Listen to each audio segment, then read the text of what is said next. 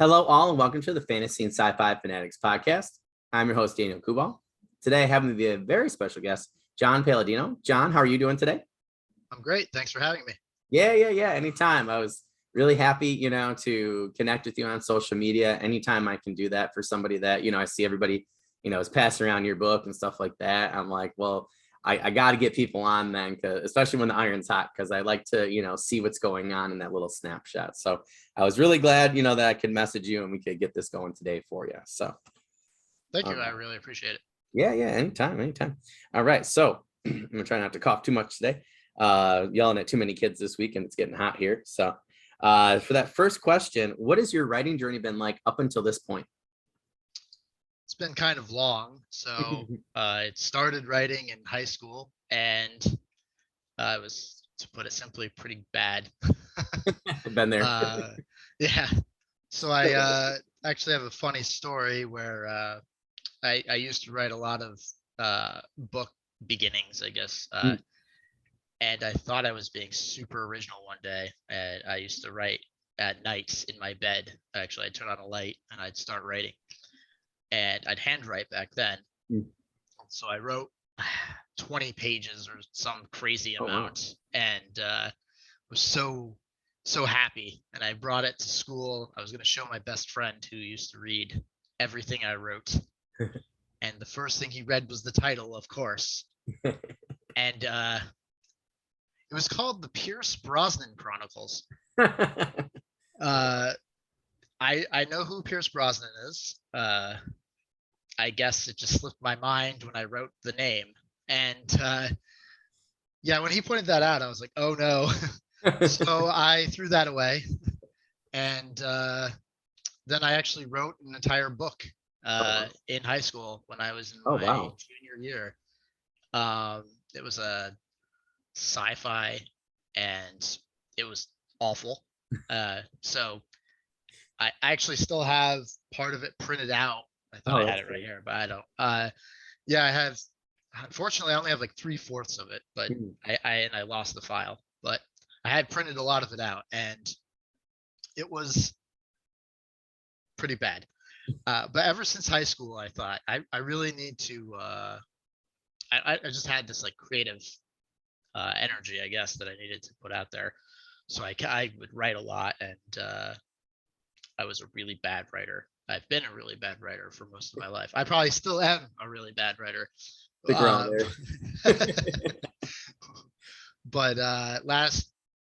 2 years ago now, man, COVID has gone a long time. Yeah. Like 10 years now, right? 10 years? Yeah. So when COVID first started, I was working and COVID sucked and work changed. We lost a lot of labor and employees that we were allowed to use. So we were kind of overworked and they wanted to cut our pay. And I said, you know what?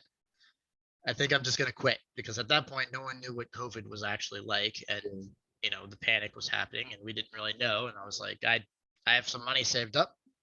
I'm going to quit. I'm going to actually take a serious stab at writing. And so I did. I quit. I wrote 80,000 words of the current book that I just released, The Trials of Ashmount, and the first 80,000 words were crap. And I started joining a bunch of Facebook groups. Actually, the Facebook group I met you in is one of them. And I posted the first few chapters and said, I know this is bad. Tell me why I'm crap. And I had a lot of people tell me why I was crap. And then I took that advice. I researched a lot about techniques, like passive voice, dialogue tags, adverbs. I overused those like crazy. And I also bought Pro Writing Aid, which for me has been a huge help because it teaches you a lot of these rules. And I went back and I rewrote those 80,000 words after learning all of these new rules that I didn't know. After I wrote those, then I finished the first draft, and I think it clocked in 120,000 words. Oh wow! And I thought, wow, that's pretty good. So I sent it out to some early readers. I got a lot of really positive feedback, which was shocking. I don't get good feedback when I write anything. Uh, so when I got good feedback, I was like, oh wow, I might actually have a shot at this. So I took the feedback and changed a few things. I got an editor, and between the early readers and the editor, they both said, these four POV characters are great, but I had these interludes into the book, and they said, you have three interludes with the same character. Why? And I told them why, and they said, well, you really need to expand on this character if this is your plans for them. And so then the book ballooned into, I think it's 143,000 words Oh, now. wow. But yeah, I guess I always heard that when you do editing, it goes down, but not for me. So yeah, I got that all done and finished, and now the book's out there. And I think that's crazy. I never thought I'd actually have a book that was like Yeah. on Amazon, Yeah. Yeah. but especially with how bad feedback has been for crap 20 plus years now. Yeah. Yeah. Yeah. I know that feeling. I discovered an old so I was originally gonna be an illustrator for college. So I was in this one class, and I was doing a lot of, I always was writing since like 14, since I started reading Forgotten Realms, but I was drawing my own world, and that's what I wanted to do, was like, comics and illustrating. And I did this ABC book, and I was like, oh, I have this great idea, so I'm going to create my own world. So I did it, and then I was like, oh yeah, this is pretty great. So I was writing in it. So that was probably like, freshman year at college. I went back probably right before I moved to Arizona, about 8 years ago, right before I met my wife, and I found it. And I was writing then, and I had taken a little break, and I was looking at it, and I was like, this is so atrocious. And my buddy who I was living with, one of my best friends, was like, oh, let me see it. I was like, no, no, no, no, no, no, no, no. So I definitely know that feeling. And now I like, I'm have a lot of the same ideas and things that I've developed, or have changed. And I feel like, like even like 2 days ago, things have changed, but compared to, when I like 15 years ago, so I can only Right. imagine, like going back. And even last year, I was looking back at my first draft that I finished last year, and now I'm like, oh my God, I'm like, this is so much better now. So that's why I was just listening to Wizards, Warriors, and Words, and they did a Q&A, and that was like, it's always like the biggest thing people ask are these little things here and there. And I feel like the answer is always just to write more, and to take that feedback like you did. So I think a lot of people are worried about feedback. I just sent some stuff out the other day. Like my friend Mark Timoney was like, yep, I like this. I like this, this and that you got to change. And I was, really thankful, because I think, moving forward with my draft too, with, figuring a couple things out, I just feel like the feedback has been the most helpful thing I could do, rather than rewrite a third or fourth time. And that was my goal for draft 2 for myself, at least, was to get more feedback. So I feel like that was really smart of you to do, even before an editor, because that's the route I'm going. Hopefully then, kind of cut a couple of drafts off. But yeah, that's Yeah, I think that the best thing I ever did was I know, and it hurts. It really hurts. But if you can just post it and say, "Rip this to pieces and tell me why I suck," uh, and don't hold back, yeah, and they won't. They'll tear it apart, and not all of it will be correct. There's a lot of people that don't know what they're talking about. yeah, But if everyone's saying, you keep head hopping, or your passive voice is crazy, then oh, I should probably figure out how to fix this. And yeah, if you get, 3 or 4 rules that you're constantly breaking and you fix them, it immediately transforms your work into like a much better, at least I thought anyway, yeah, when I changed mine, it was like, oh man, this is so much better. yeah. No, I think that's a great strategy. I think currently, like before an editor, so I have like Mark Timoney. I have a few people I don't want to mention on here. Mark's been helping me out, but I do have a few people who I've interviewed in season 1 who I like them, because I feel like I don't have time for people to, kind of blow smoke up my butt, like I need Right. my draft 2 to be fixed, and then to do a draft 3, give it to an editor, and then do draft 4 before January. So it's like I have like 3 other authors that I'm hoping will at least read part of it, and that's what I want them to do. I want them to tell me exactly what they liked and what they didn't like, and then see the commonality. So I think that's really smart. Yeah, that's a good. Yeah, that's awesome. Well, congrats. That's awesome. Finishing book one. I'm knocking on the door myself, and I was jealous. I was like, oh man, I got you and a few other people I just finished, and it keeps me going. Roger Bannister is the first person who was ever recorded to run a mile under 4 minutes, and thousands of people tried before him, but until he was able to do it, nobody was really able to do it. And I think the biggest thing was that they didn't think it could be done. So Right. one thing is, it's nice being surrounded by people like you, who have just gotten book 1, 2, or 3 out, is like it really, it makes it seem real, because it is, and it really shows you, what you can do, when you really stick with it. So that's awesome. Yeah, and one thing I will also say, at least for me, this is probably not the case for everyone, but uh, I I'm very self-critical, and so every time I reread something I wrote, or see any sentence that I even like touched, and yeah, I'll get it what I think is brilliant, and then I'll reread it the next day and be like, oh man, this sucks. But I realized when I got the copy of my book in the mail, I looked at it, I opened it up, and I was expecting to look at it and just be like, oh, this is crap. And I looked at it, I was just like, oh, this looks like a book. Like, it was such a different feeling than seeing it on the computer uh, Yeah. every day, where you're just like, this is trash.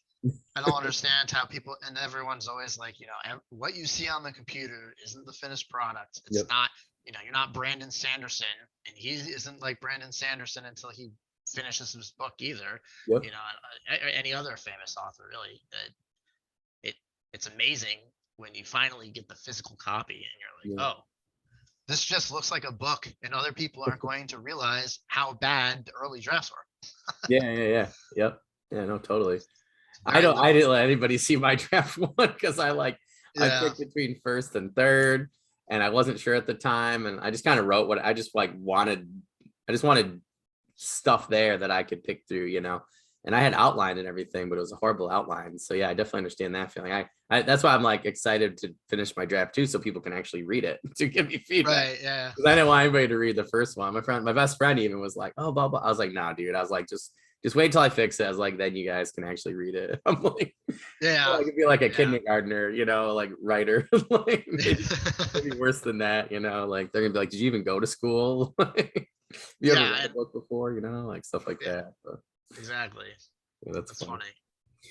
funny. For that second one, so I'm really excited about this one. I've tried to do enough questions for this interview, but I've tried, especially with people for book 1, I try not to do too much research. That way I can learn more as you guys are talking about your books. But so what is your novel, The Trials of Ashma, about? All right. So that's a great question. One that I always struggle to answer. Everybody does. But yeah. I think my first pitch is like, if you like Joe Abercrombie and hard magic systems, that's my first line, right? Like, just boom.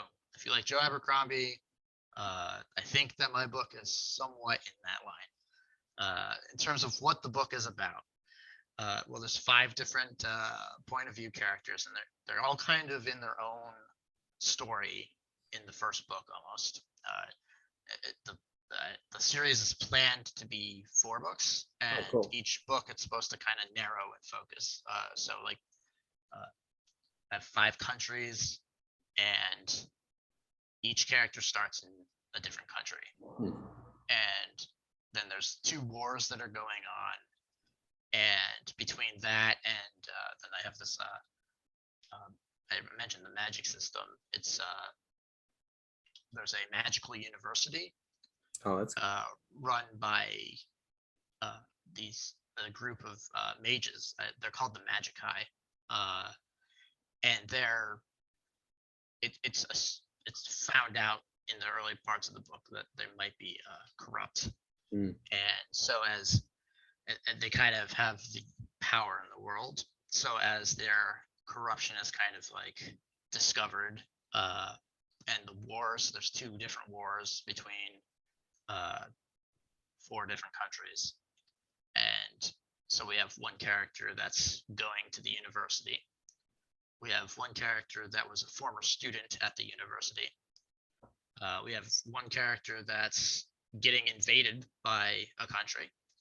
And then we have another character who's invading a different country. Those are the 2 different wars that are happening. And then the 5th character is actually not really involved in most of this. He's a nobleman who has these lofty aspirations of stealing some power, and he gets caught basically, and then he's captured and betrayed. And so his journey is a lot different than the other 4, but I do have plans for why. I don't want to give too much away, Yeah. obviously. But so then this is the first book in a series of 4 that I have planned. And each book is kind of supposed to focus more on like one character than the others. So the first one, The Trials of Ashmount, focuses on Keldon, and Keldon is the one that's going to the magical school. The school is called Ashmount, so it focuses on the Magicai a lot. And yeah, I'm not sure if I explained it super well, so if you have any clarifying questions. Oh, no, it sounds good. I teach history, so I really do like where, you said that, you had these different POVs. I think sometimes people, I feel like it's always pretty atypical, right? Where there's one war going on and then you just get 2 sides, right? And you might have a couple people on each side, but I like that you have a couple different things going on. And I'm teaching World War I right now and World War II next week. So, it actually, when I was thinking about it earlier, it actually makes a lot more sense, that you have, multiple things going on. So I like that. I think that's more of a realistic approach, rather than just your contemporary, these 2 countries are at war. So I do like that. I think that putting them in those types of situations, it interests me, because I'm like, oh, that's really neat. I would like to see what that person's perspective is, or versus this person. So I think you gave yourself a lot more personally to work with there. So right. So just to build off what you were saying with the history, you have like the main country that's like very powerful, wealthy. So the Magicai are hired basically, and the country with the most power has the most access to the mages, so they have a lot more power. Makes sense. So they've been kind of running the world for quite a while, and they've just decided to invade a country in the north. And there's a second country that's kind of almost equivalent to the main power player in terms of wealth and power. So and they're like worried that they're going to be invaded because the other country knows that they're powerful. Then in the south, there's the 4th country, which has it's a desert land. It's a much more nomadic. The camel clans is what I call them. Oh, that's cool. It's a bunch of clans that ride camels. That's awesome. That's so simple. I like that. That's very unique. They're all fighting together.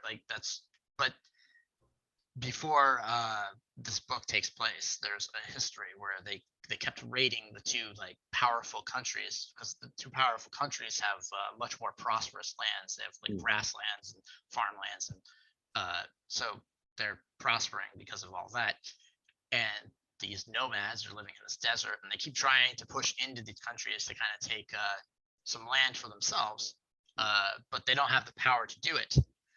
And so the one character who takes place in that area kind of has this magic awaken inside of him, and it's kind of different than the other magic system I have. It's actually like this ancient system that sort of just basically he starts hearing a voice in his head, and it's a long dead mage. Back in the day, the mages created this system to be immortal. They're not actually immortal, but it's I haven't explored it. One day I'm going to write a book that kind of talks about this.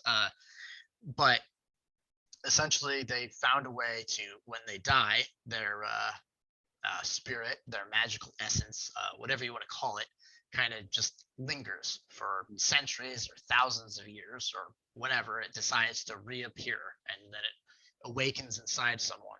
And so it's like you have this person in your brain talking to you. They can see what you see, they hear what you hear, but no one else can hear them except for you. And they also kind of have like this way to grant you a power, which it's called imbuing. And so if you That's have cool. like a weapon in your hand, you can imbue it with fire, or turn it into like water, or whatever. You just imbue it with different elements basically.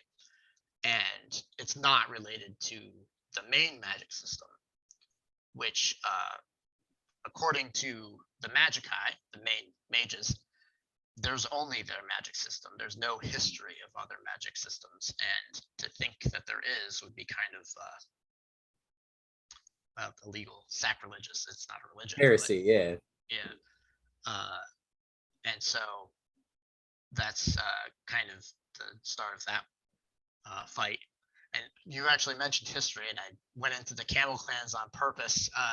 The So the main world believes in one goddess, but the camel clans, I don't research history that much. I don't want to like have anyone say, "Oh, that's not historically accurate," No, yeah. because I don't want to deal with it Yeah, yeah. and just create my own world. But they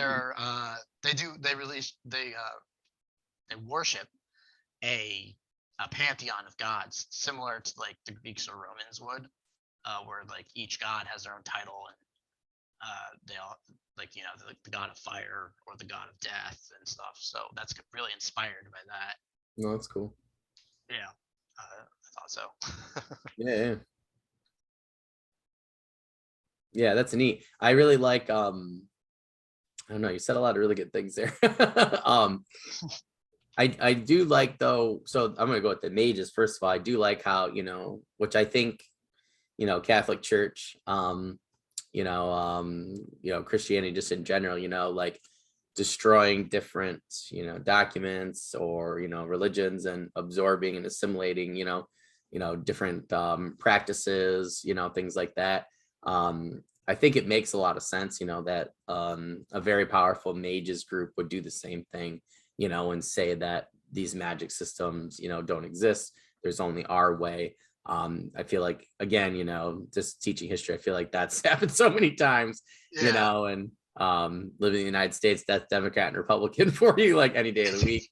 Both of them. But I just think it's interesting there that's I think that's a great dynamic, that person that you went with, particularly if you're, focusing book one on, on the magic school in particular. But yeah, I'm a huge fan of desert settings myself. Like Oh yeah. yeah, I just like them. I don't know. My first two books, I'm like, like one's like more of a Mediterranean for me, another one's like actual desert. I don't know what it is. I don't know if it's because like I, have always lived in a green place, or I lived in Phoenix for a bit, but I feel like that wasn't really, wasn't really desert. It was like more of an arid climate. But deserts have always fascinated me, and I don't know. I like that Camel Clan. I always try to figure out, a little bit more historical, I guess, like things to do for people. Then I feel like I always get bogged down. So I like your way of just coming up with, just whatever. That's what I'm going to be doing in the future, because otherwise I don't get books written. I'm doing too much research. Yeah. So Yeah. The I think research kills me. yeah, I think that's a great one. I do like though what you said. That kind of reminds you like a Force Ghost, right? But like I like where you had imbuing. You took a great idea, and I feel like George. I don't know if a lot of people know this, but George Lucas actually I don't know if he purposely did this, but there's a lot of mythology involving ghosts and things like appearing Yes. to one person. So I just like that. But I like how you took that mythos and added the imbuing, particularly if they were mages long dead. I think that's such a cool. It seems simple, right? Like a simple idea when you explain it, but in terms of writing, like that adds a huge depth, particularly when you add it to the other magic system. Then I think it really makes your reader think, and makes me think like, oh, is there a third one or a fourth one? Like I just think you opened up a lot of possibilities for yourself down the road that are going to be very, very interesting, and particularly with, the plot that you have going so far. So sounds really cool. Yeah, and not to like spoil anything, but I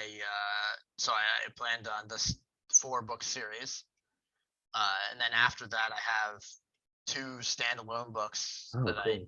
the first one is going to like follow up right after the book ends with Oh, kind cool. of a minor side character, but the book after that focuses on I mentioned it earlier, kind of before the book, way before, when the mages kind of came up with this whole plan to be immortal, and then the timeline is going to actually catch up with the series and then surpass it and lead into the planned sequel series, Oh, that's cool. which I do plan on having a few different types of magic in. So Oh, that's cool. uh, yeah, there's definitely more magic systems. I just don't know if any will show up in the first series. Yeah. I'm not a plotter, so, or an outliner, whatever. Yeah, I Who just is? write. Who is? I think that's something that, I was just discussing this with Rob J. Hayes. Um, so, where he was saying, like, him and Michael R. Fletcher, are becoming more and more, they used to be pantsers, now they're becoming more and more, outliners. And, I definitely think it's like, I tried outlining a lot for my first book, and I feel like I just kept getting stuck.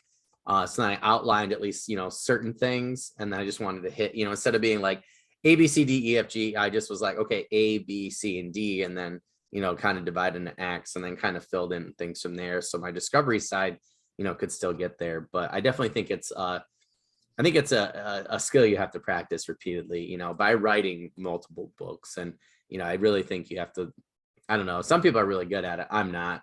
I feel like I'm gonna have to do a lot of trial and error, and Yeah. things like that. Like now that I got my draft 1 done, I'm like, oh, I'm gonna, I'm redoing my first 3 chapters with my prologue. I know exactly what I need to fix there, and then in between, that's what I need to fix. So I'm actually gonna re-outline there. But I kind of got stuck a little bit here and there, and I'm like, well, I don't think it's me. I think it's just that I have a lack of experience doing it. So I definitely think, that I learned more personally doing it by writing the book than doing it before the book, if that makes sense.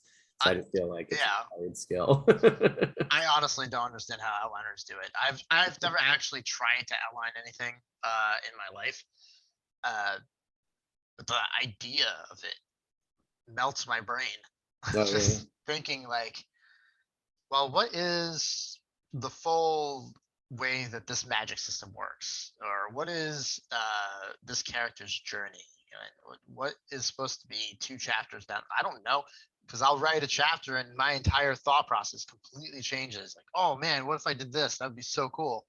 Yep. And I don't understand outlining. I have, as I told you, all my plans for books, and when I first started writing my first one, I had um, the basic storyline kind of in my head for the main character of the first book, Keldon.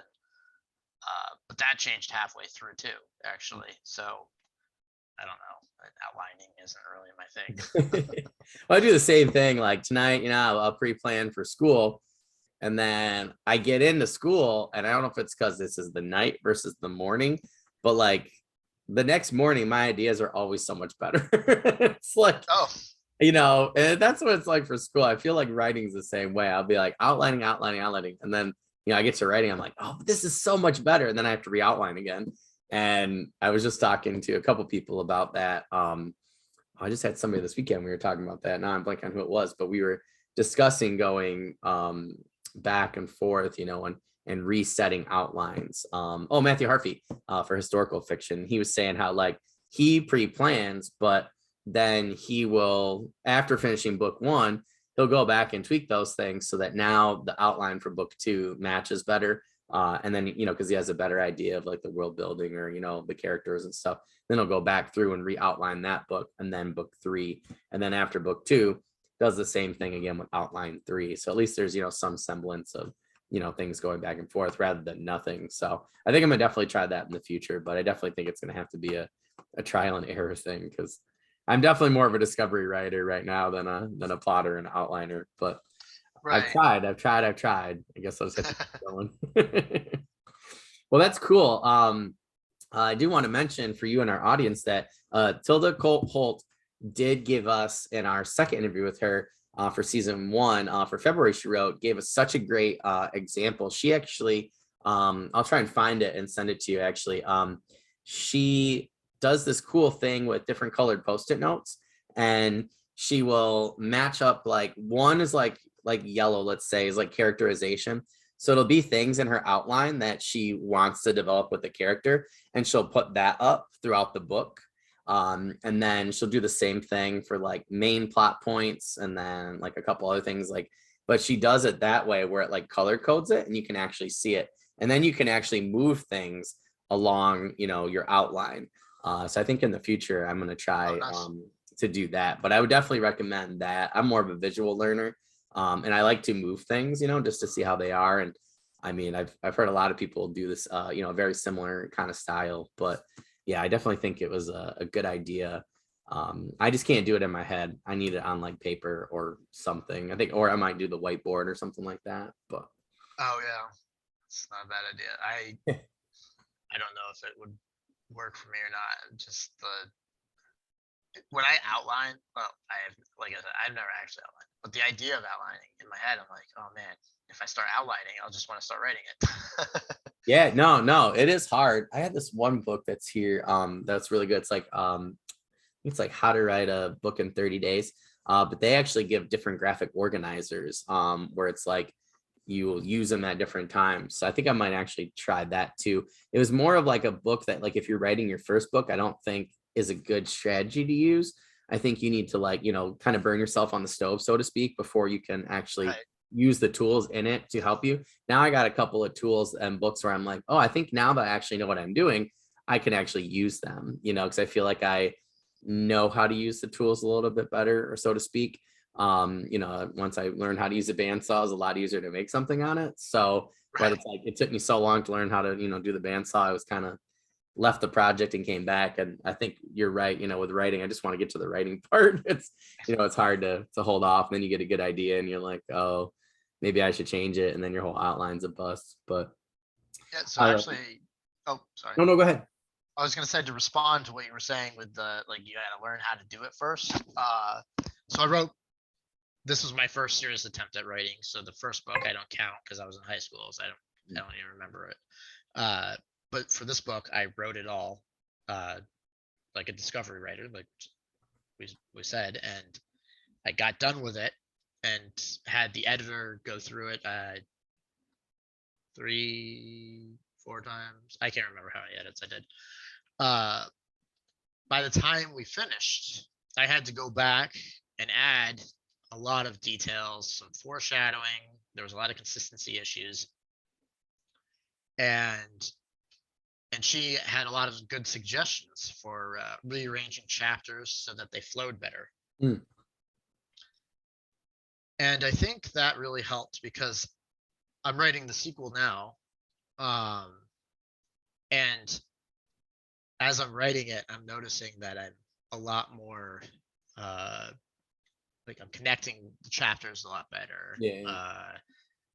I think the order that I'm writing them is a lot more intuitive than before. It kind of was a lot more random when I first did it. And just be like, oh, I want to write about this person now. Now I want to write about this person.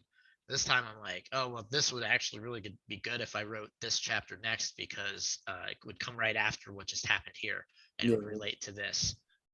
Which was, I didn't think about that the first time because I hadn't done it really, so I Yeah. didn't think about it. I'd never paid for editing before. I never got to the point of like putting a book out there, and I think the editor switched. I think I had roughly, if I had 60 chapters, I think we rearranged like 20 of them, Oh, okay. Well, or something. Yeah, it was quite a few that got, and they just switched some places. And there was a few that flipped like quite a bit, but for the most part, it was like switching the order of like these three and then these three, things like that. yeah. And I just think that once you do that once, you kind of get more of a feel for it. So it's not really surprising to me that you mentioned Michael Fletcher and Rob Hayes and how they started out being like super discovery readers, and now they're not necessarily as much. I could definitely see that changing. Yeah, yeah. Maybe. I mean, I don't know that I could ever outline, but I who knows. I'm already noticing I'm kind of doing more of that type of behavior. I have, Yeah. the first book I didn't really know much, and now I know basically what's going to be in 2, 3, and 4 Yeah. to some extent. Not like I didn't outline it on a document or anything, but in my head I'm like, oh, this is going to be about this, and this is going to be about that. And I think that allows me to like foreshadow in the earlier books. And the first half of the first book, I didn't even think about any of it at all. And then when I got to the end, I had done it a little bit, but not until we edited. And so I think you're right. Once you learn how to do it and you start doing it, it just kind of comes naturally, and you start to like practice that Yeah. behavior more often, Yeah. which is Um, good. yeah. I mean, I think that's, I teach and coach kids every day. And, that's like, my goal this year was, cause I coach girls, and psychologically, like, they're just, for the most part, they're just better at, like, even if I just show them something today and we work on it for a few minutes, they'll think about it in a different way than a lot of like the teenage boys or whatever. And then they'll come back the next day and all of a sudden they're already doing it. Like, we won't even work on it. They'll just be doing it. And then we go to work on it and it's just like, damn. So I started to think about myself, and kind of breaking that down. And I do martial arts, so like I do that a lot too, where they'll teach us something. So I'll do part of it. That's how you do kata too, with like forms and stuff. It's like you try to just get like the basics down. And then after that, once you kind of get the basics down, then you start to break down the moves. So I think that's just, overall how our brains, for the most part, as humans just work, is like, just to get that overall sense or feeling. And then you get that experience. And then after that, then you can actually do something with it. Right. I think it just comes down to that basic instinct of using tools, and even if you're just like, you said, just rearranging things on your own. I mean, that's a skill, you're using your experience as a tool there to help better your writing. So I think that just makes total sense. I think that you're right that, and I have heard quite a few people say that, like, I noticed the other day, when I went and started sitting down and writing draft 2, I don't know what it was, but for whatever reason, it was like stuff just flowed a lot better. And, I was just doing things better. I didn't even have anybody look at or anything. I've just been talking to different people, reading different things, checking out articles, podcasts, stuff like that. And for whatever reason, it just sounds even a lot better. Like, I know it's still rough, but, I just felt so much better about my new prologue. And I think you're totally right. I think, after a while, that intuition, really just kicks in. But it sounds to me like you already did the work ahead of time, by, getting feedback and, doing your own research, for dialogue tags, stuff like that, and I think after a while, when you mix that with experience, you just, end up, just bettering your skills overall. Yeah, I agree. Oh, I was going to ask you, who is your editor, by the way? Her name is Rochelle Braswell. Oh, okay. Yeah, she's great.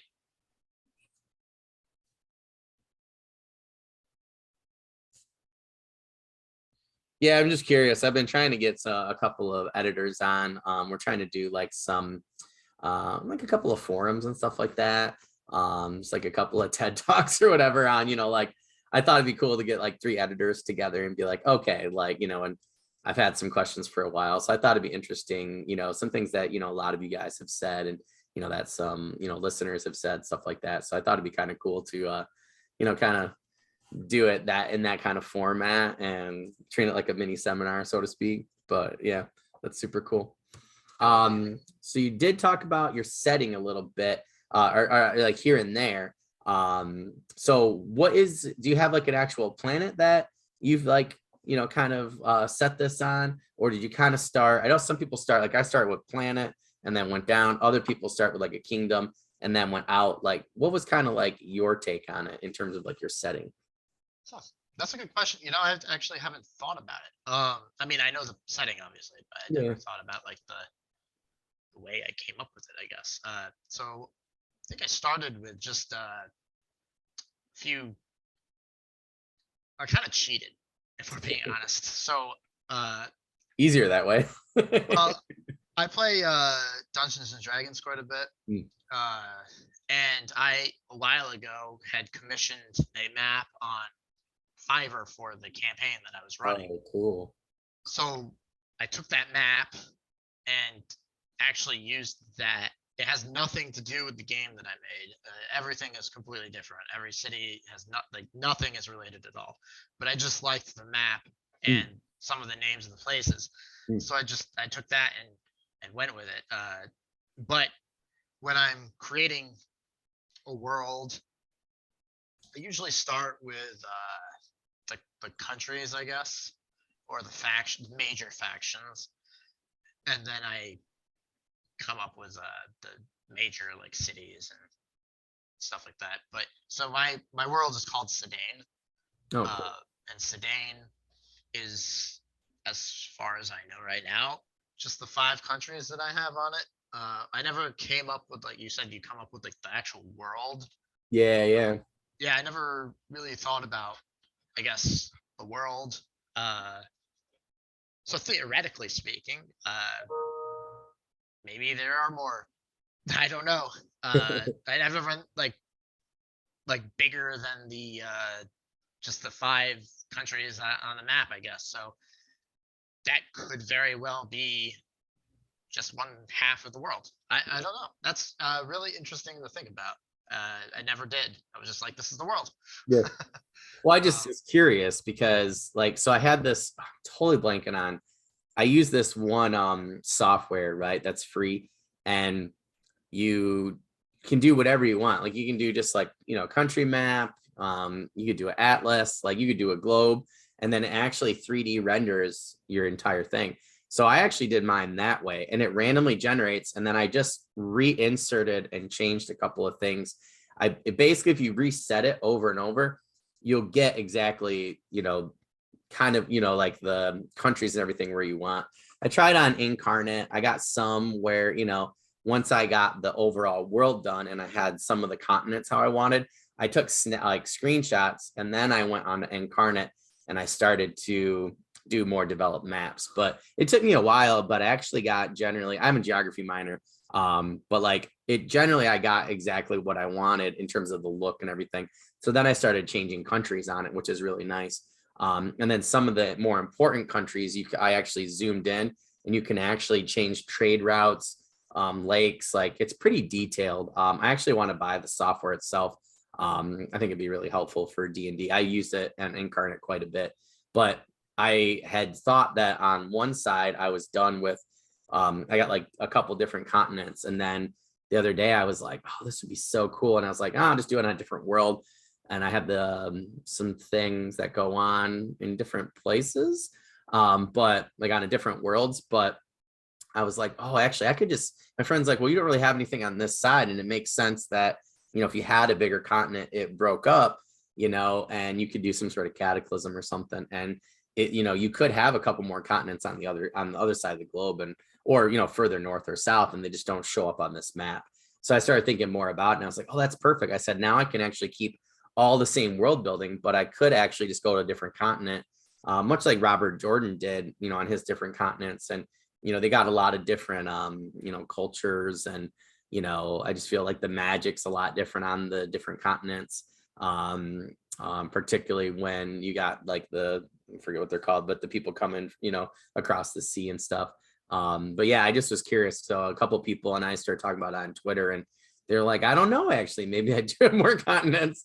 And I was like, yeah, I don't know. Like it just suddenly came up the last week for me, and started talking about, my buddy and I started talking about adding a whole nother, side to my globe, I guess, or a couple continents here and there, just to get a couple more stories and things like that and interactions. But yeah, I was just curious.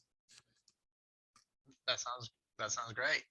Yeah, it seems like you opened up a whole world of possibilities if you just think about that for a second. Oh, this is only half the world. Yeah, Oh, yeah, yeah. oh Well, God. yeah, it's interesting though, right? When you really think about it, because you might like, I don't want to give it away, but I had this idea and I was just like, God, that's so cool. And then I was like, like I've said, we're like doing World War I, and I'm like, well, what would happen if, these people were the number one power, took over everybody on their other continent? and then came over to this one. And then, you know, everybody who was fighting on my other two continents, who they just discovered each other like a Columbian exchange. And I was like, well, what would happen if then they had to all group together, get over all their BS just to withstand this, you know, more powerful force from another continent. You know, it just added a lot of possibilities. I was like, oh, that'd be really cool. So the history teacher in me got really excited. And I was like, well, I'm glad I didn't like, you know, pre-make all my maps officially in books yet, because now I'm changing things. But yeah, it was pretty interesting when I started thinking about it. So you said you have 4 books planned. So you talked about that process a little bit there. Was there a reason that you didn't do a trilogy and just did, you know, like some longer books, or like why? I'm just curious when a lot of people are, you know, doing the duologies or breaking up into 4 and 5. I'm just kind of curious at, you know, how you came at that number of 4. Good question. It just feel right. 3 was too little, 5 seemed too much, 4 seemed just right. I'm just curious. So the first half of the book, I guess I didn't really have any plan. And then I got to the second half and I was like, where am I going? And what am I doing? And I'm not trying to throw shade on anyone. I think everyone should do what they want, but I personally get a little sick of the same, like, you know, trilogy. I'll read a trilogy. I love reading them. But I just wanted to write like not a trilogy, just to be a little different, I guess. But again, I love trilogies, so I'm not trying to throw shade on anyone. I just wanted to do something a little different, and I guess, like you said, a lot of people are doing that as well. But so the first book I knew was focusing on the one character, and at that point, I had four points of view, and it's like, well, what if I did the next book and I focused on this other point of view, and that would be kind of cool. So that's my plan for the second one. And the third and fourth, I also have a character planned. I don't want to say if it's all the characters in the first book or not, but I do have, it kind of just naturally developed, I guess, as I was thinking about it. And I already have titles for like all 4 of them. The fourth one is a little up in the air. I'm not sure. But yeah, so once I kind of thought about the feature and where I wanted to go, I came up with 4 books. Although, funnily enough, I'm writing the second book, and I'm thinking to myself, man, John, do you have enough content for 2 more books? Because I don't want to, you know, load anything up. So, you know, if I have to write a trilogy instead, I'll change it to a trilogy. I think I'm good. I hate that. You get my book's a 4-book series. And you're like, oh, great. Okay, cool. You read the first 3 books. And the author announces, actually, there's going to be more. And you're like, great. Then you get their next release and you're like, man, this could have been half the size. Yeah. Yep. Then you get the next one and you're like, wow, this is bloated. Yep. And I don't want to do that. I'm not just trying to fill a book to make my goal. So I call it a 4-book series right now.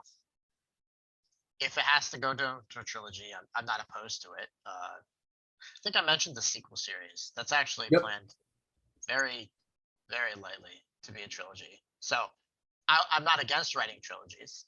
It's just that for the first series, I was like, no, I want to write something other than a trilogy, I guess. And I landed on 4.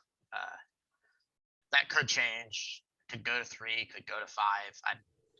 I don't see a way it goes to 5. But and that other continent in there, you're good to go. You're gonna be like, oh, I'm at 7 right now. Like, really sorry, guys. Like, right. Be in 10, no problem. Like, that'd be crazy. It'd be like Steven Erickson and just do whatever you want. You know, I'm in book right now, halfway through book 8, by the way, for book club. At like literally, but tonight will be halfway through, literally. And I'm like, he just added like 50 characters in book 8.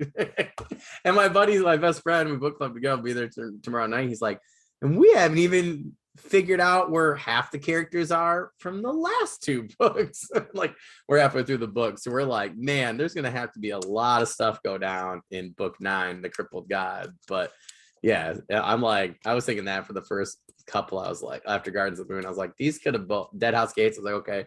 Some of the others, I was like, these could have been like 2 big books into, cut them down into 1 big book. Like, so I definitely understand that, because I was just like, we're reading like the same thing over and over, or there's all these characters and all these things to remember.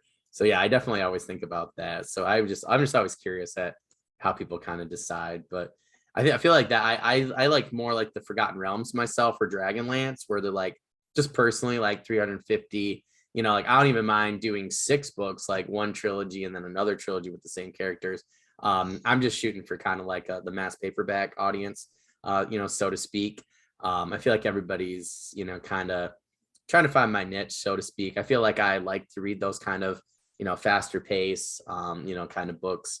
But yeah, I don't know. Now I'm like, maybe I do want to do like 4 or 5, particularly if they're a little smaller, So yeah, I've definitely been talking to different people about that and thinking about it. So yeah, that's really cool. Yeah, it's the nice thing about fantasy, right? Like if you get a good idea, you could really do anything, as long as it fits with, your overall narrative and everything. But maybe add another magic system in there, or maybe some, druidic magic or something like that, or ancestor magic or something. And then the next thing you know, you got a 3-way war going on between 3 different types of magic schools, and bam, now you're at book 5. Right. Yeah. I think that my biggest concern was like, I don't want to drag the series on too long. Yep. It seems like any really long series. I mean, I've only read. I don't think I've read anything crazy long. Like Wheel of Time, not my series. I tried it. I just couldn't get into it. If you like it, that's fine. I don't care. It's just not my thing. Robert Jordan seems like a really good writer. But I prefer just well, let's be honest. I'm just more of a modern reader. That's fair. I don't think his books read like they're super old, but and Tolkien is another one. I can't get through a single Tolkien book. Dude, Fellowship of the Ring was like, I don't know, like I always did, the higher level English classes and stuff. I've read a lot of Shakespeare. I just felt like it was so hard. Like Two Towers was way better, it was way easier, but Fellowship, I just went through it as a labor of love. Like I didn't even just to try to match my experience with The Hobbit. I mean, The Hobbit I read, I just loved it, but The Fellowship, I absolutely hated it. Like there were cool stuff that happened in it, but yeah. The writing, I was just like, it kept pulling me out over and over again. I know everybody's gonna stop listening to this channel now. I'm just trying to be honest. But yeah, whoops. Yeah, Two Towers was great. I'm actually really excited to finish up the Return of the King this summer. But yeah, I just the Fellowship's the only one of his I really was like, holy moly. So I definitely know what you mean. I definitely think Robert Jordan's too, like one of the first 2 times I went to read it when I was younger. And I guess younger, it was I was in college. And then once I got done with college, probably about 7 years ago, I went back and I don't know. It was just something. This one night I was stuck in a snowstorm and I was just like, oh, I'm just going to pick it up again. And something about it caught my eye and I ended up going book 1 through 6, back to back to back. Wow. It reads different to me now, but that's how Malazan Book of the Fallen was for me. I mean, I tried for years and years and years and years. And then I actually wouldn't be able to, I would have That's stopped. Another one I couldn't get into. I think it's a book club book personally. I just think that, and I'm actually doing the same thing for Wheel of Time. I got through book 6 and, book 7 and 8 are when everybody always says, that, he was struggling a bit. So I'm actually going to go back over with my buddy and then we're going to finish up that series together too. But I think some books you just have to, my buddy, he pulled me through book 3 of Malazan. I mean, I was I hated it. One of my favorite characters died of all time and I'm still PO'd about it. So many other characters have pulled a Marvel and come back and everything. The only one, John, that has not, and I'm so mad about it. They do not show up in book 9. I will not be a fan anymore. But I'm I was so mad. My buddy's we just got to keep going. And he pulled me through. And then it was like a war, and sometimes I pulled him through, like I think book 4, like House of Chains or Midnight Tides or whatever. And I just think some books, like that, you really have to find somebody.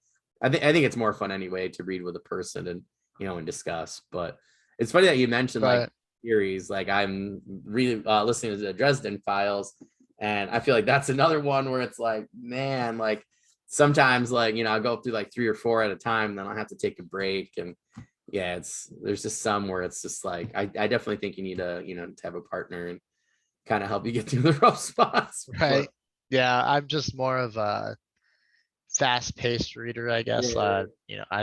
I said Joe Abercrombie is who I really identify with. I really like George R. R. Martin and Patrick Rothfuss. So they're both kind of slower in their own way too. So it's not necessarily fast-paced stuff, but Tolkien, I think it's just a language thing that I struggled with. And Robert Jordan, it's just, I don't, when you've read so many books, and then you go to Wheel of Time, because I never knew about Wheel of Time really until I was an adult, and I started reading it, and I was just like, oh man, I feel like I've read the story 100 times. Oh, yeah. And I'm sure for its time, it's super original. And then for Malazan, I forced myself through Gardens of the Moon because everyone was like, man, this series is amazing.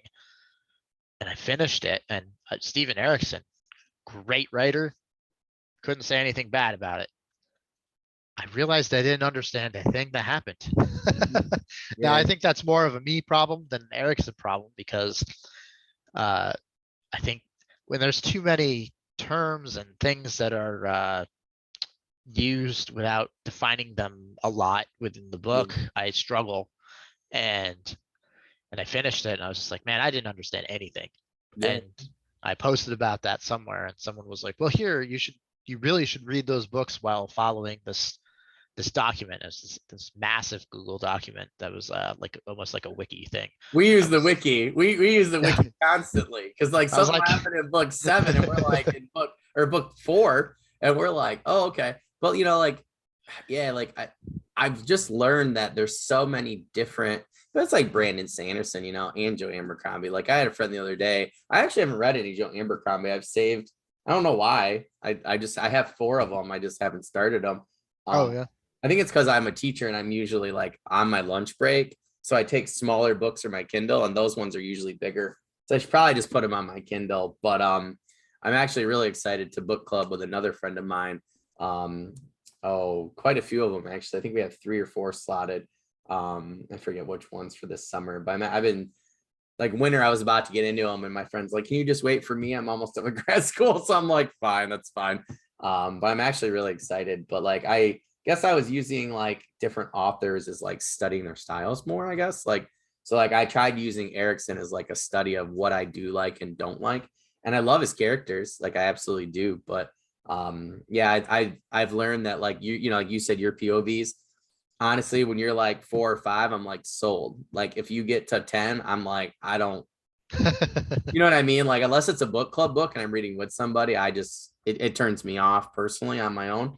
I want, that's how I write too. Like I like to read 4 or 5, and that's how I write. I won't use more than 5 personally. I like, these smaller, more compact stories where there's maybe even more of them. Maybe there's like Dresden, but yeah, like some of those really thick ones where they're over and over again. I'm just like, yeah, I'm just glad that my buddy and I started a book club. Otherwise I wouldn't be able to get through half the books that, without. But that's what I would recommend to the audience. If you don't want to try something, and you struggle on your own, I would definitely go with a friend and somebody you trust, and have a couple of brews while you do it. It'll be a lot better.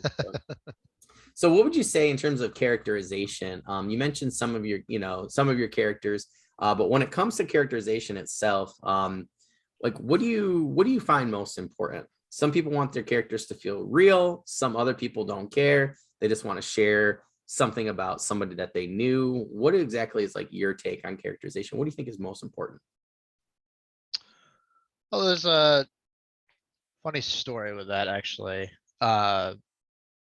Wrote the first book that I just finished. I didn't really have a grasp on like how to write a proper character, I don't think. Not in the way that I prefer. So Joe Abercrombie is my favorite author. And he's noted for being really good with characters and action scenes. And his characters are all super like different. You immediately know who you're reading because the narrative changes, and it's great.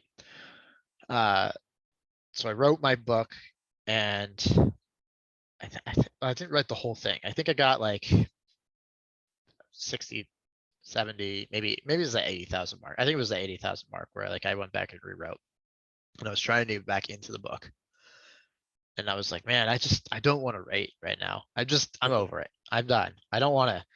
So instead of writing and at that point it was 4 POVs. So at that point I was like, maybe I'll just try and write an interlude. And I did. I wrote an interlude, and completely different character. And I actually took the character and kind of really focused on like making the narrative read differently. And I finished the interlude, and I was like, wow, this is so much better than any of my other characters. That's crazy. And I thought it was just because I wrote interlude and whatever. Then I kept writing, and I got to a point where I was like, oh, actually be really nice if I had another interlude here. So I did it, and I once again made a drastically different character and really emphasized their different characterization like in the narrative part. So like the way they thought, the way they looked at things, though, just the different ways that they observe the world, I guess. And when I realized, oh, really making a good character is kind of baked into how you write about the world outside of like the character. And I realized, for me anyway, there's like a few different aspects I think that like really can immediately make a super likable and a distinct character. I think you want like unique habits or traits, and just something, maybe a catchphrase or something they repeat, something that like is unique to just them, as certain behavior. And when I started to kind of like really iron that out, I went back and I rewrote some of my other characters. And even today, I'm not super happy with like, if I had started the book today, I think that the characterization of the main characters would be even better. I think it's passable. I'm not upset with it. And I've gotten some reviews that say like, oh, the characters are all different feeling, and which was good. And that's ideally the plan. But when the first drafts, I don't really think anyone read that different. I have one character that stutters, and the stutter is written into the book. So you see like the like B-B-B if he stutters. And I think that automatically made him feel way different. Yeah. But I don't think the other characters did. So I went back and I tried to edit it and fix that, and I think I succeeded somewhat. But I think that it's very important for me that the characters, when I'm reading a book, I think good characters are what sell a book for me. Oh, for I sure. think. For sure. Like Game of Thrones is a great example. Joe Abercrombie, anything that has like really gripping, I like morally gray characters. So that always resonates. But I think for me, strong characters are like the number one thing I'm hoping for when I read a book. Yeah.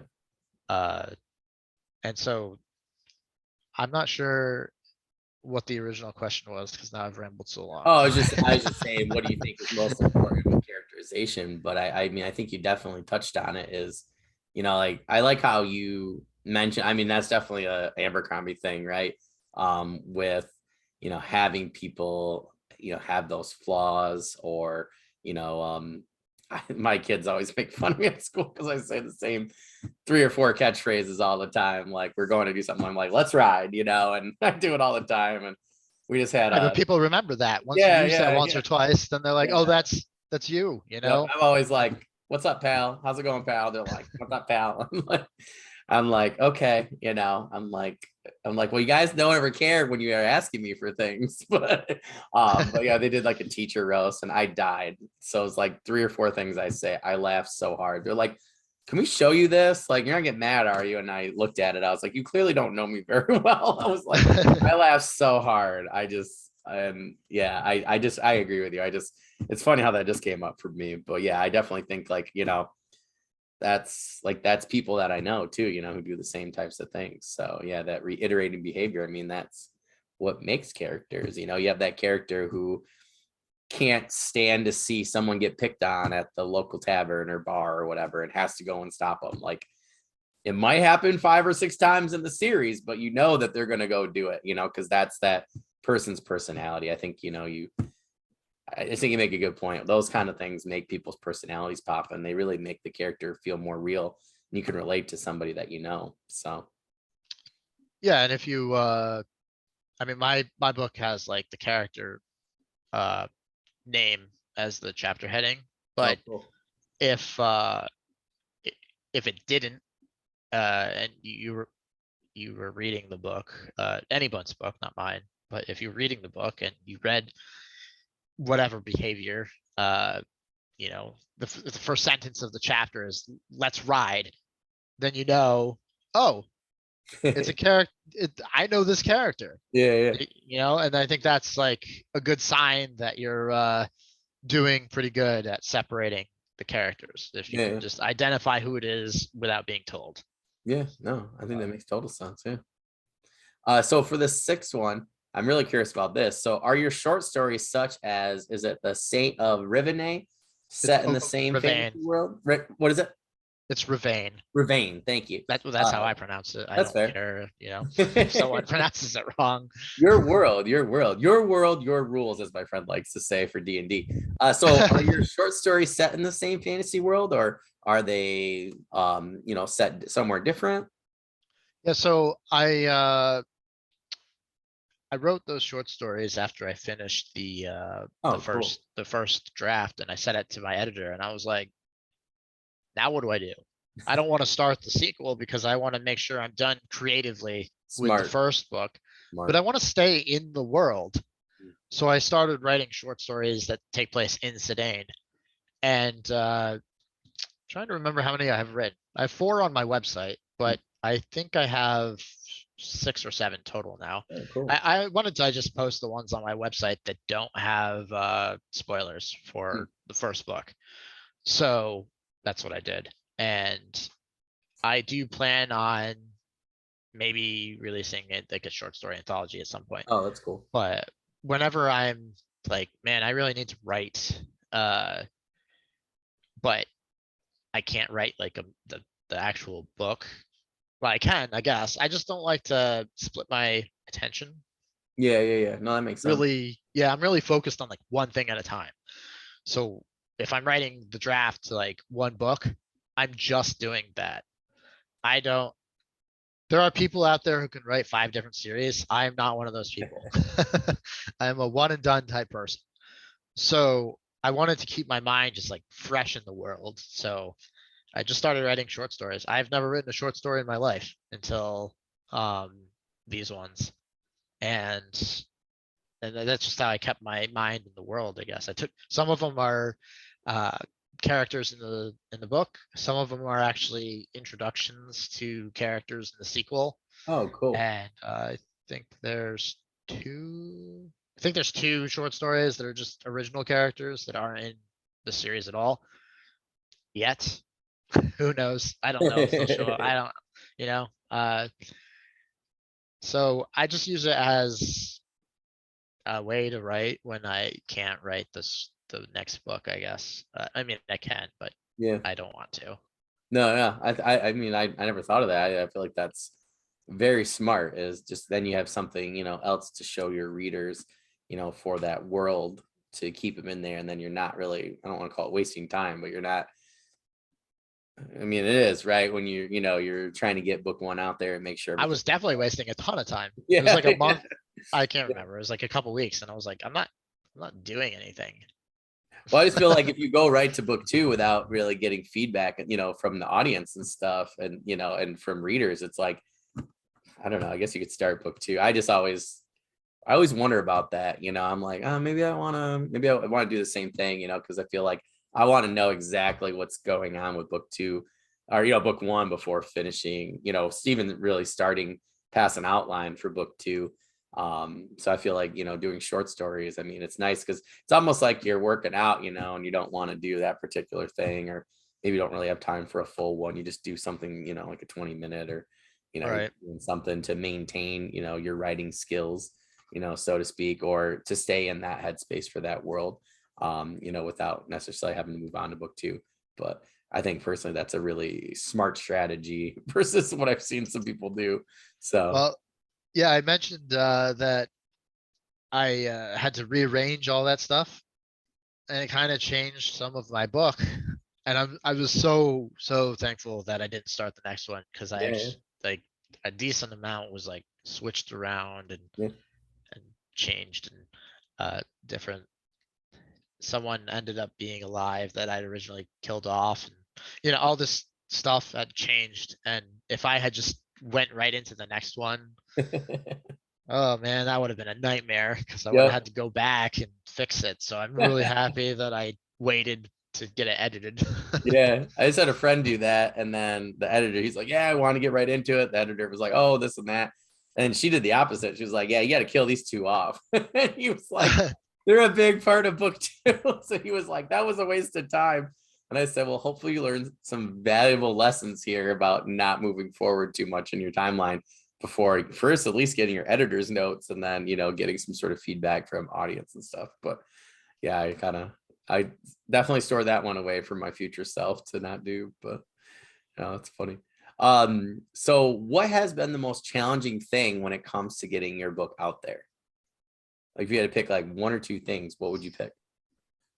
It's really a good question. It's a little difficult to answer because my book just came out June 1st. So it's not like I've had much experience, since today is what's June 5th today, I think. Yeah. And I mean, so I guess just advertising, getting it out there to anyone. I think I've done okay so far. I've seen your book quite a few places. So, I mean, in terms of, not even just writers groups, like I didn't even realize that we were in the same group until the other day. But I think it was like last week. I mean, I had to have seen it being shared like, I'd say like 35 times on Twitter, Facebook, a couple different places, TikTok, and I mean, you're talking generally within that same time. I might see somebody's shared 5 times, like, and that's a good week, so for yours to be like well over 30, I was like, dang. I was like, where have I been at? And see, I don't even know that it's been shared that many times. yeah. So it was pretty cool. So I was like, so when I saw you in the writing group, I was like, okay, yeah, like definitely gotta interview him and see what's going on. So yeah, that was like super cool. So just so you know, I'm on a lot of different things. And that's with Twitter being crappy right now, and like where that's only showing you this little narrow margin of the writing community versus what it used to. So I feel like that was pretty good. But yeah, it's just, I always wondered too, like like what in particular were maybe some of your strategies for getting out there? Obviously you've been posting, on some of the writing groups and things like that, which is nice, right? Because they're free, most of them. Yep. So I did actually have very strategic way. Well, it was planned. I don't know how successful it ends up being, but so far it's been paying off, I guess. And that was like 2 years ago. I just joined a bunch of writing groups, and I was like, let's just start networking, I guess. And so I spent the last 2 years just getting into different groups, talking to different people, becoming an admin in several of the groups. Oh, cool. And yeah, I think You're in Fantasy Writers Forever, I think. Yep. I'm an admin there. Oh, cool. And have been for a while.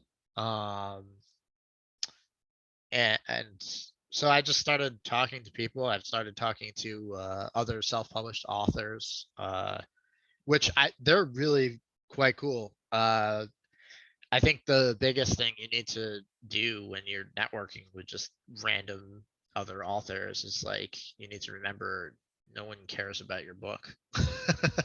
So you need to become like friends with them first, right? Yeah. Like, no one cares about the guy that comes on and you never talked to them before, and they're like, "Hey, I got a book for sale." So I tried to become, friendly with a bunch of people, Yeah. and I'm not trying to push my book on anyone. And I think that somehow has worked out pretty well, because you form like actual connections with people. Yeah. And offer them advice and ask them for advice on different things. And I think that over the years, it's been 2 now. Uh, time goes fast. Feels like 10. Yes. So I think that's just the strategy I took, because early on in those groups, I saw people complaining about this, like, getting my book out there, and the answers were always, well, you need to build up a newsletter, or you need to get like really famous on TikTok, and these are all things that I don't have an interest in. I have a newsletter. I don't, just to start building a list, really. I'm not really like pushing it. I'm not using it very much. I don't think I've actually sent a newsletter yet. um, but so when I realized, like, I don't want to do TikTok. I hate TikTok. No shade to anyone who uses it, but I don't want to make videos. I think in order to like maintain the algorithm, I've heard you need to do at least 2 videos a day. Yeah, it's something That's crazy. yeah, I'm that I lazy. can't. I do like 2 a week. Yeah, I can't do that. 2 videos a day, like I can't think about. I could do that for a week or 2, and then I'd be out of ideas. Yep. And that's not my area of expertise. I can't. I tried to run a daily joke like blog on my author Facebook page for a little while. I think I got to 50. I think I made it 60 straight days. Oh, wow. And then I was like, I can't do this anymore. I'm tapped out. So I stopped. Yeah. But the current, like, the just continually pumping out content of like a specific type is not something that I'm talented with when it comes to like every day. Anything scheduled like that, start like regularly, starts to like grate on me. Like, oh, It's definitely not easy. I gotta next post Monday I need tomorrow. to do this. Yeah. I gotta post it. I mean, I don't have to, but I mean, I am. It was a great interview with Alan Scott, but I'm like, oh, dang it. I'm like, usually I do it Sunday. I got busy yesterday. So I'm like, now I gotta do it today. And then before I know it again, it's gonna be Sunday again. And I'll have to send everything out for the next one. I think it's like Rob's or somebody's. I'm like, man, oh man, oh man. Yeah, it definitely comes up quick. That's why I try to stay so organized. And now I'm like, got enough where, I have enough in advance where it doesn't matter. But like TikTok is like, it's hard because I try and save so many things, but then I just get so busy and I'm like, I know it only takes a second, but I mean, I'd honestly rather set up an hour interview with someone and talk to them about writing than do a TikTok. Like, Oh yeah, me too. I try, but I think I'm up to like almost like 8,000 likes or something like that. But I'm just, it's taking me forever and it's a lot of work. And it's like, then on rss.com I go and it does a lot better within a week, and I'm like, oh, but I do agree with you. I think I talked to a buddy of mine who's an author, and this is probably 2 years ago, and I said, what's your most valuable advice while I'm writing and joining groups and things? And he's like, don't ask anybody for anything. He goes, just offer your help. And I was like, he goes, first of all, he goes, you're going to get further. And he goes, when it comes time for you to need something, he goes, you're not even going to have to ask people. He goes, people will come to you. He goes, and more importantly, you'll have a much better time in this indie community in particular. And I feel like he was right. That's why I was like, oh, I'm going to do a podcast. I was like, I want to, help people out and listen to what they have to say. And, I kind of keep forgetting that I'm supposed to get something out of it other than, just great information and more books on my, TBR or on my Kindle. But it has been nice. I've had people who have approached me who are like, oh, that sounded really cool. Like maybe I mentioned something that I was writing or something, and, like either authors or audiences, or, I've had quite a few people go to my website and I haven't even tried, so it's kind of nice, just for that. But there is nothing more fun for me than to get somebody like you on Facebook or Twitter or TikTok or Instagram and then get them on the podcast. But more importantly, I always find it fun to have somebody like you in the group who's like, put something up. I hate when people don't make their stuff shareable. I'm like, are you trying to sell books? I'm like, tag me for God's sakes. I'm like, the algorithm sucks on Twitter. I'm like, tell people all the time, I'm like, write it down, put a reminder for yourself. Every time you have book news, tag Dan. All right. Dan will share it on both of his accounts. I'm like, please, for the love of God. Like, I'm like, I love book news. So when you're sharing stuff, I was like, I wish you could, Facebook I like because you can share it multiple times, but Twitter, you can't do that. I hate that it only retweet twice, but it's so fun for me to see somebody like you whose book just came out there to be like, share. I had a couple of friends who just got Kickstarters out for audiobooks and stuff like that. And I'm like trying to get it out there. I just think that it's really fun, to see people succeed. And I think I always tell my athletes and my students this, that when they're struggling themselves, particularly my athletes, to look to the person next to them. And instead of worried about themselves in the game and struggling, worry about you. I make you feel better. You're going to feel better. You're going to do better. That's going to make me feel better. And then I'm going to play better. And I feel like that's like one of the great things about the indie writing community is like everybody does a pretty darn good job of taking care of each other. And it makes you think less about your problems. You feel better. And then you get over whatever you need to get over, or maybe you finish that draft, or maybe then somebody does help you or whatever. And I think that, we're in a very unique situation. And a couple of my traditional author friends are like, I'm so jealous of you guys. I'm like, we're all part of the same community, man. I was like, just come in and, we'll chit chat about whatever. But I definitely like it when people use their resources and, use each other. So if somebody wants something, you email me or message me and we'll get it out there. Speaking of which, John, so do you have any updates, news, promos, current projects, anything like that you'd like to share with us? Well, I think that depending on how money works out and the editor's time, hopefully I'll be able to get one, maybe two more books out this year. Oh, that's cool. I have, I think, about 3/4 of the short story anthology finished. Oh, wow. And I'm 110,000 words through the sequel of the next book. Oh, wow. That's awesome. So I haven't been writing lately. I think I haven't been writing for about a month between the release date. You know about the self-published fantasy blog off? Yep. Yeah, I entered that. Oh, cool. So the deadlines for that kind of have been taking my time up. Yeah. And the release. So, and now I have my brothers visiting. So now I have family here, and so I think in the middle of June is when I'll get back to writing. But I'm hopeful that I'll have the first draft done, hopefully by August of the sequel, and then I'll have the first draft of the short story anthology done very quickly after that. And then it's just a matter of like paying people to do things for it. That's fair. But other than that, I don't think I have anything else to promote. Nothing. I mean, I have my book out there, but. So go buy John's book. That way, it'll be easier for him to write book 2 and yes, anthology, and go buy a few for your friends, and then that way you can get his audiobooks going, and that way, we can keep this whole thing going. So right. Yes, I would love to get audio versions out there, but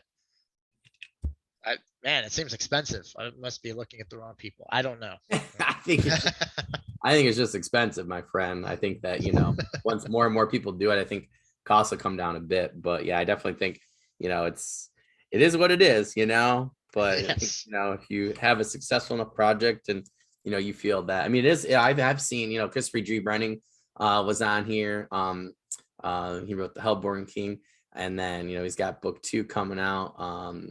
And, he's, when I had him on, we had talked about his audiobook and how like he sold, I think, almost as many, or if not more, audiobooks at that time, like a month ago, than he did, for paperback and Kindle. So it definitely opened up a whole new market for him in particular. And some people only listen to the audibles, Yeah. Google Play. So I definitely think if you can afford it, I definitely think it opens up a whole new market for you. But, obviously you got to, make sure it's cost efficient and everything. But Oh yeah. I wanted to originally release at the same time the Kindle, paperback, hardcover, and audio versions, and then I was like, you can't afford to get it narrated right now. Spent too much on editing and the cover art. yeah.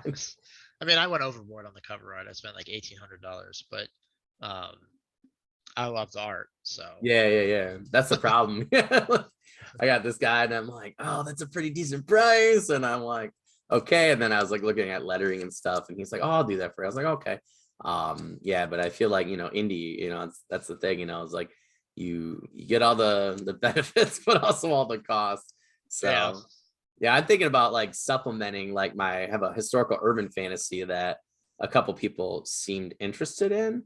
So I'm actually looking to try to see if somebody at Athon or Aconite would be interested, because I would love to get that my traditionally or indie published split 50-50, and then take those profits and then use them for my own fantasy world, so that way one kind of funnels into the other one. But yeah, I feel like everybody's got to find a trick nowadays just to keep it going. It's actually funny. I tried to get published with Athon.